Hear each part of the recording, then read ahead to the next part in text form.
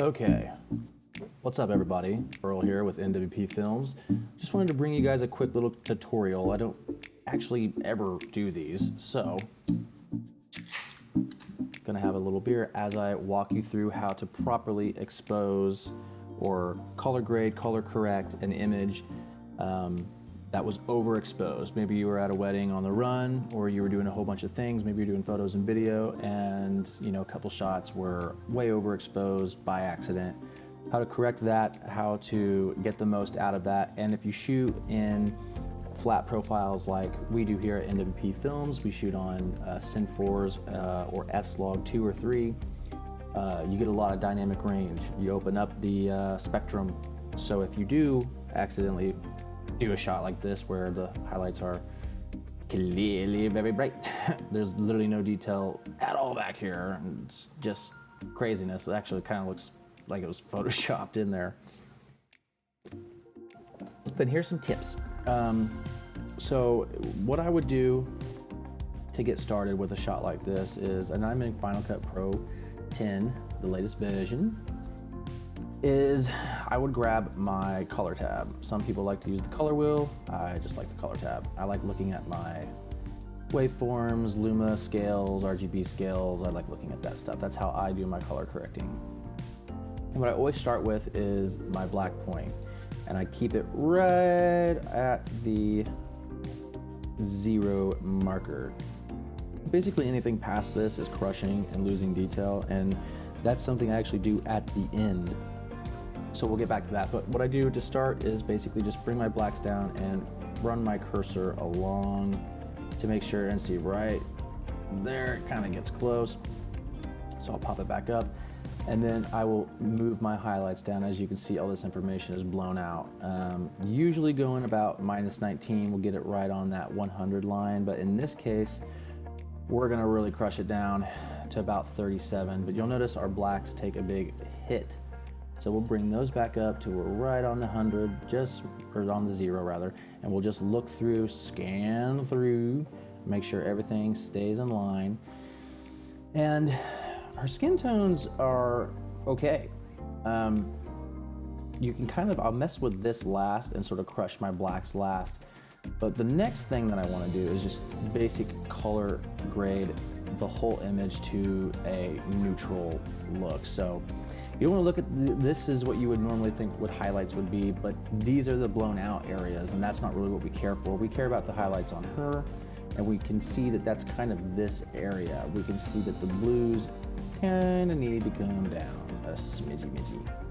We can kind of even those out, just play it by eye and what looks good to you. And you can, like, just that adjustment, those two adjustments, bam, bam, look at that. And midtones, I always kind of like look at the midtones as this like Z that happens in the RGB data, the waveform. You can kind of see this Z happen, and sort of, you can see the bottom of these spikes here. We kind of configure that that's sort of her, right? And from looking at this, we can see that the blues are down. Obviously, there's a lot of not blue in this image outside of the highlights. So what we'll do is we'll bring it up. I usually do anywhere from 6 to 8, sometimes at the high end 12 if my white balance was really messing up. We'll move over to our blacks, and you'll see the points here at the bottom. That would be sort of over here. So we kind of want to do her, right? So this area here, we can see that the blues once again need to be dropped. Drop them down, try and get everything even. We'll move it to the side so that green pops up just a bit off the bottom. And even just with that subtle, haven't even added a filter, like a color grade to this yet, and that's where it gets interesting. S-Log 3 is a flat profile, so what we've basically done is added color correction and color grading. We've added contrast to the image and evened out the colors, and in a way it's kind of actually made it look more vibrant just automatically. Basically, you're just fixing the image. So what I'll do now, and I don't do this for every single shot, but in a shot like this, it kind of needs it. So what we'll do is we'll crop in on the image. We're not going to keep it cropped, but we'll crop in on her skin.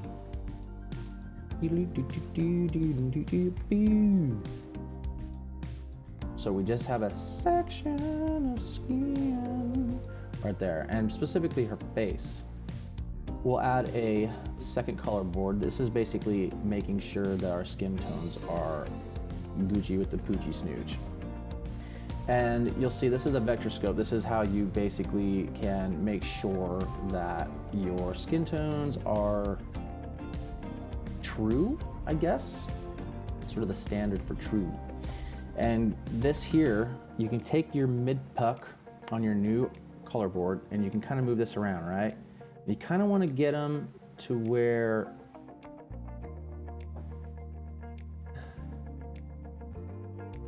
they line up just about like so.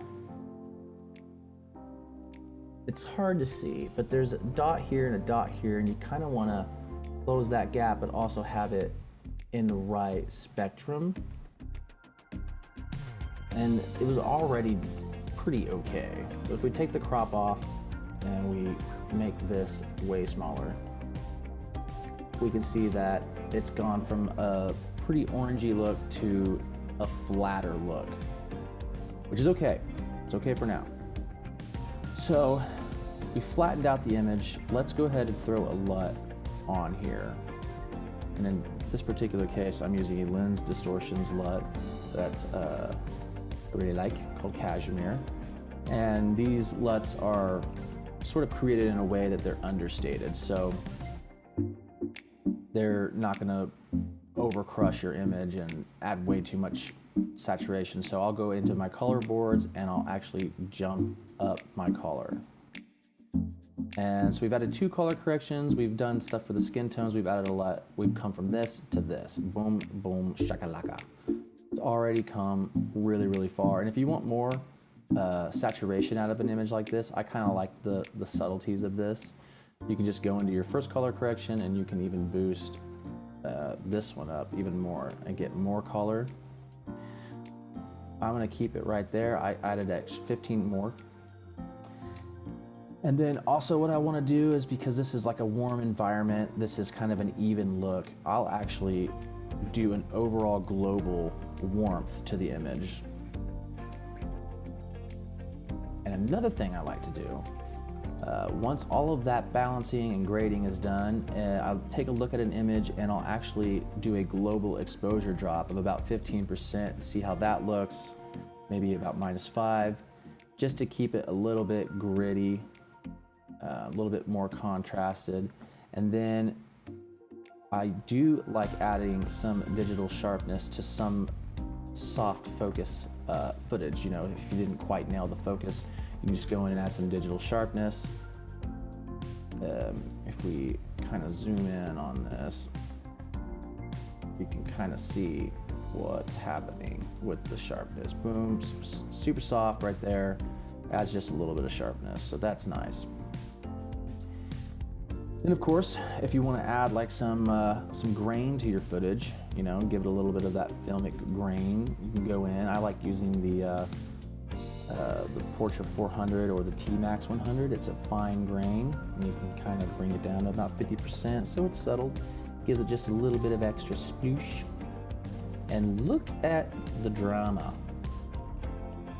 From this, a shot that you would you probably think is gonna be impossible to make work, but then you take it down to this.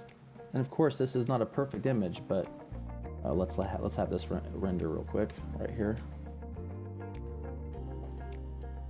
But it certainly is way better than what it was. Look at that. So that's one way to fix an overexposed image in Final Cut Pro, using the color boards, using LUT, saturation, vector scoping for the skin, adding some digital sharpness and some grain to create a cinematic image from a poopy doopy image. Thanks for tuning in, and might do some more of these tutorials down the road. We'll see how I feel. Goodbye.